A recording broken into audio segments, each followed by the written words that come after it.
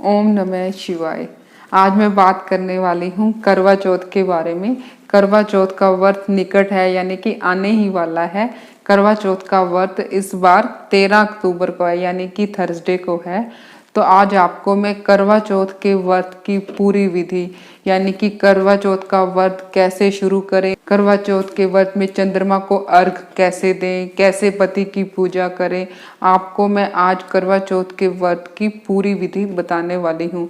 क्योंकि करवा चौथ के व्रत का बहुत ज़्यादा महत्व है और कोई भी व्रत हो वो तभी सफल होता है जब हम उसको पूरी प्रॉपर विधि से करें, यानी कि उसको सही तरीके से किया जाए। तो करवा चौथ की व्रत की शुरुआत कैसे करनी है। करवा चौथ वाले दिन आपने सुबह जल्दी उठना है। इस दिन आपको सुबह जल्दी उठ जाना चाहिए, क्योंकि करवा चौथ वाले दिन हमें सरगी खानी होती है। सरगी क्या होती है मैं आपको बताती हूँ। सरगी करवा चौथ वाले दिन आपने सुबह जल्दी उठना है, सरगी का सेवन करना है। सरगी का सेवन करते करते थोड़ा सा भी टाइम लग जाता है, इसलिए आप कोशिश करें कि जल्दी उठ जाएं। करवा चौथ का जो व्रत होता है वो सूर्योदय के साथ शुरू हो जाता है। तो मतलब सूर्योदय के बाद जब सूर्य उदय हो जाए हमें कुछ भी नहीं खाना होता। इसके लिए आप सुबह जल्दी उठें। करवा चौथ के व्रत में हमें सरगी खानी होती है। सरगी क्या होती है। सरगी कई जगहों पे रिवाज होता है कि जो सरगी होती है वो कईयों के मायके से आती है। कहीं जगह किसी किसी जगह पे रिवाज होता है कि सरगी उनके ससुराल से आती है, यानी कि उनकी सास देती है। और किसी जगह पे मान लो कहीं पे रिवाज ना हो कि मायके से भी नहीं आती या ससुराल से भी नहीं आती, तो क्या आप सरगी का सेवन नहीं करेंगे? तब भी आप सरगी का सेवन कर सकते हैं। आप अपनी तरफ से भी सामान ले सकते हैं। आपने सरगी में क्या खाना है। सरगी में आपने हमेशा सात्विक भोजन, यानी कि वो चीज़ें खानी होती हैं जिसमें प्याज लहसुन का यूज़ ना हो। सरगी में आप सुबह जैसे फ्रूट्स खा सकते हैं, दूध पी सकते हैं, आप परोंठा भी खा सकते हैं, लेकिन उसमें जैसे जो सब्जी लें साथ में प्याज, उसमें प्याज ना हो, उसमें लहसुन का यूज़ ना हो। आप सरगी में ड्राई फ्रूट्स ले सकते हैं, आप कुछ भी चाय ले सकते हैं जो आपको अच्छा लगे, बर्फी ले सकते हैं, मिठाइयाँ खा सकते हैं। सरगी का जैसे जो नियम है, कई जगहों पे कई लोग सरगी जैसे जो नहा धोकर ही खाते हैं, और कई जगहों पर ऐसे होता है कि बिना नहाए धोए भी खा लेते हैं। सरगी के लिए इस टाइप का कोई विशेष रूल नहीं है कि विशेष नियम नहीं है कि हमें सरगी नहा कर ही खानी है या बिना नहाए खानी है। आपकी जहाँ जैसे रिवाज हो आप सरगी का सेवन वैसे कर सकते हैं। सरगी में आप ड्राई फ्रूट्स खा सकते हैं। सरगी में आप ध्यान रखें कि कोई भी आप ऐसी चीज़ ना खाएं जिससे कि आपको पूरा दिन प्यास लगे, यानी कि फ्राइड चीज़ें नहीं खानी चाहिए, अवॉइड करनी चाहिए। हो सके तो आप ऐसी चीज़ें खाएं जिससे कि आपके अंदर पूरा दिन एनर्जी बनी रह सके। सरगी खाने के बाद आपने नहा धोकर आपने सूर्य देवता को जल चढ़ाना है। सूर्य देवता को जल चढ़ाने के बाद करवा चौथ वाले दिन हमें स्पेशली माता पार्वती यानी कि शिव परिवार की पूजा करनी होती है।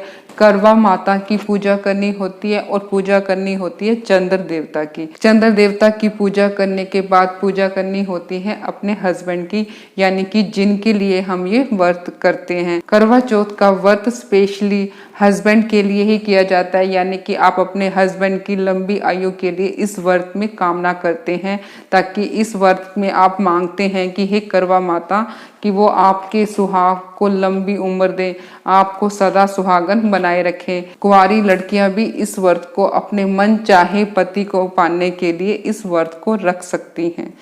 करवा चौथ में जैसे आपने सुबह सूर्य देवता को जल चढ़ा लिया, माता पार्वती जी की और शंकर भगवान जी की पूजा कर ली, उसके बाद आपने पूरा दिन मतलब जैसे सुबह सूर्योदय के बाद आपने कुछ भी नहीं खाना। सूर्योदय के बाद ये व्रत शुरू हो जाता है और चंद्रोदय के बाद ही खत्म होता है, यानी कि जब सूर्य उदय होता है तब आपने ये व्रत शुरू करना है, और जब चंद्र उदय हो जाए तब आपने चंद्रमा को अर्घ देकर ही इस व्रत को खत्म करना है।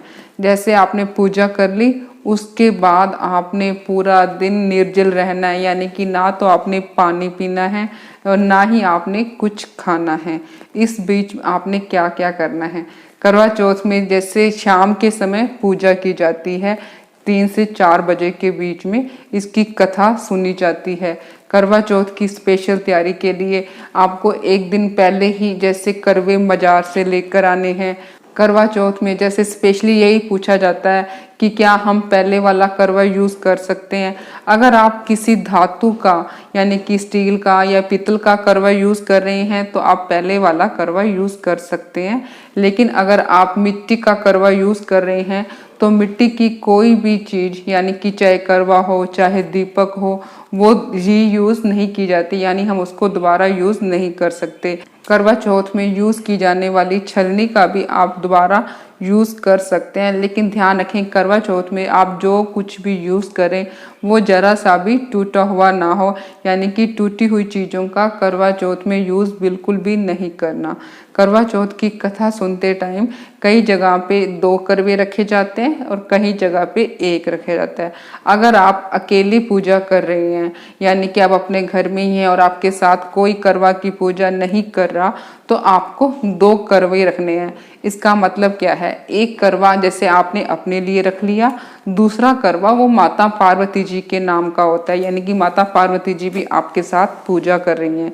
लेकिन अगर आप सामूहिक रूप से पूजा कर रही हैं यानी कि बहुत सारी लेडीज के साथ पूजा कर रही हैं तो आपको सिर्फ एक ही करवा रखना है।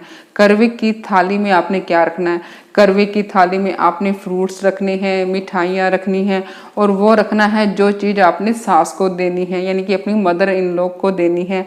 आप उसमें मदर इन लॉ के लिए जो भी गिफ्ट देने वाली हैं, सूट देने वाली हैं या कैश देने वाली हैं, वो भी आप उस थाली में रख दीजिए। करवा चौथ की पूजा जैसे आपकी जगह पे आपके एरिया में होती है, जहाँ आप रहते हैं उस सोसाइटी में जैसे पूजा की जाती है आपने उस तरीके से पूजा करनी है। करवा चौथ में कथा जरूर सुननी चाहिए। कथा सुनने के बाद करवा माता की आरती भी जरूर करनी चाहिए, तभी जो हमें करवा चौथ के व्रत का पूरा फल मिलता है। करवा चौथ वाले दिन हमें 16 श्रृंगार यानी कि बिल्कुल अच्छी तरह तैयार होकर ही करवा चौथ का व्रत रखना चाहिए। करवा चौथ में मेहंदी लगाना बहुत ज़रूरी है। आप मेहंदी करवा चौथ से एक दिन पहले ही लगवा लें और उस मेहंदी में आपने हस्बैंड का नाम, अपने पति का नाम जरूर लिखवाना है। या कहते हैं कि जब मेहंदी में हस्बैंड का नाम लिखवाया जाता है तो वो मेहंदी हमारे लिए बहुत ज़्यादा लकी हो जाती है। इसलिए आप भी करवा चौथ में जो मेहंदी लगवाते हैं या जब भी आप मेहंदी लगवाते हैं तो आप अपने हस्बैंड का नाम उस मेहंदी में जरूर लिखवाएं। करवा चौथ की मेहंदी में अपने हस्बैंड का नाम लिखवाने से आपके हस्बैंड और आपके बीच के जो रिश्ते हैं वो हमेशा अच्छे ही बने रहेंगे। करवा चौथ की कथा सुनने के बाद जब रात को चंद्रमा उदय होता है तब आपने चंद्रमा को अर्घ देना है। अर्घ आपने कैसे देना है, जो करवा आपने शाम को भरा उस करवे के पानी से आपने चंद्रमा को अर्घ देना है और जो पानी आपको आपके हस्बैंड पिलाएंगे वो उसके लिए आपने पहले से ही 1 गिलास पानी भरकर साइड में रख देना है।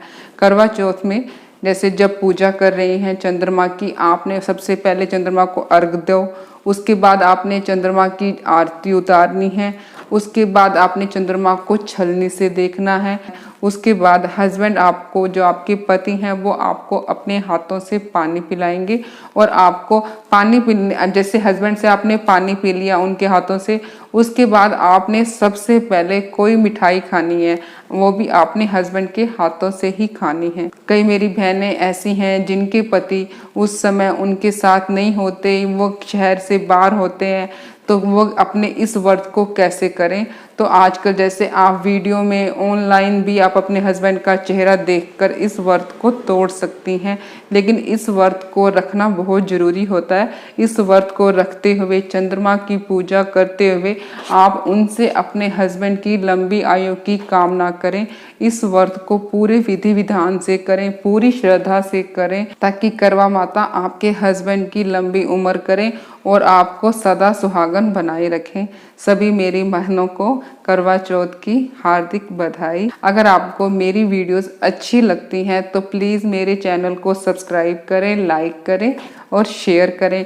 और हाँ, वीडियोस में कमेंट करना ना भूलें। कमेंट में चाहे सिर्फ ओम नमः शिवाय लिखें, मुझे बहुत अच्छा लगता है आप सबके कमेंट पढ़कर।